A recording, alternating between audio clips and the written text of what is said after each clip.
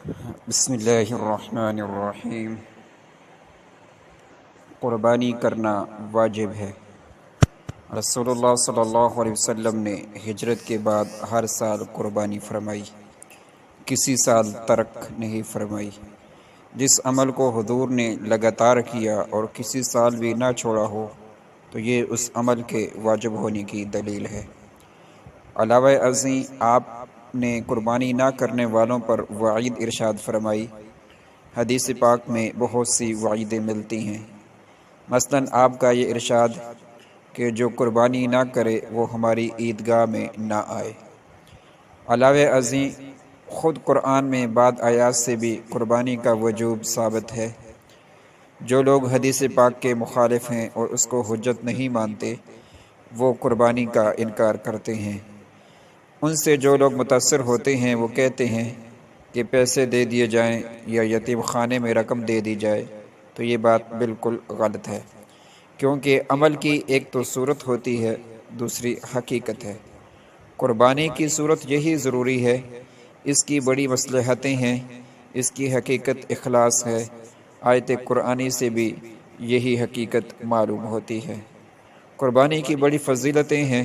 مسند احمد کی روایت میں ایک حدیث پاک ہے، حضرت زید بن ارقم کہتے ہیں کہ رسول اللہ صلی اللہ علیہ وسلم کے صحابہ کرام نے عرض کیا کہ یہ قربانی کیا ہے؟ تو آپ نے فرمایا، قربانی تمہارے باپ ابراہیم علیہ السلام کی سنت ہے۔ صحابہ نے پوچھا، ہمارے لیے اس میں کیا ثواب ہے؟ آپ نے فرمایا، اس کے ایک ایک بال کے عوض ایک نیکی ہے۔ اون کے متعلق فرمایا، اس کے ایک ایک بال کے عوض بھی ایک نیکی ہے۔ حضرت عائشہ صدیقہ فرماتی ہیں، رسول اللہ صلی اللہ علیہ وسلم نے ارشاد فرمایا، قربانی کے دن اس سے زیادہ کوئی عمل محبوب نہیں۔ قیامت کے دن قربانی کا جانور سینگوں، بالوں اور کھروں کے ساتھ لایا جائے گا اور خون کے زمین پر گرنے سے پہلے اللہ تعالیٰ کے یہاں قبولیت کی سند لے لیتا ہے۔ اس لیے تم قربانی خوش دلی سے کیا کرو۔ ابن عباس رضی اللہ تعالی عنہ فرماتے ہیں، قربانی سے زیادہ کوئی دوسرا عمل نہیں الا یہ کہ رشتہ داری کا پاس کیا جائے۔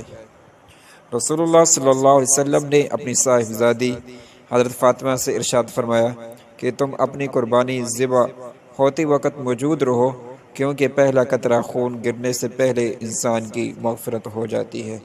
حضرت ابن عباس سے روایت ہے کہ رسول اللہ صلی اللہ علیہ وسلم نے عید الاضحیٰ کے دن ارشاد فرمایا کہ آج کے دن کسی آدمی نے خون بہانے سے زیادہ افضل عمل نہیں کیا، ہاں اگر کسی رشتہ دار کے ساتھ حسن سلوک اس سے بڑھ کر ہو تو ہو۔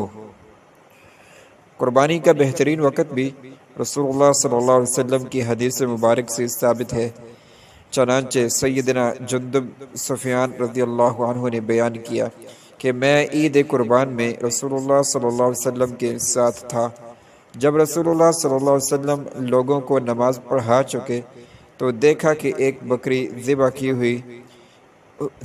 ہوئی ہے، تو آپ صلی اللہ علیہ وسلم نے فرمایا کہ جس کسی نے نماز سے پہلے ہی اسے ذبح کر دیا ہے وہ اس کی جگہ دوسری بکری ذبح کرے، اور جس نے ذبح نہیں کیا تو اسے بسم اللہ پڑھ کر ذبح کرنا چاہیے۔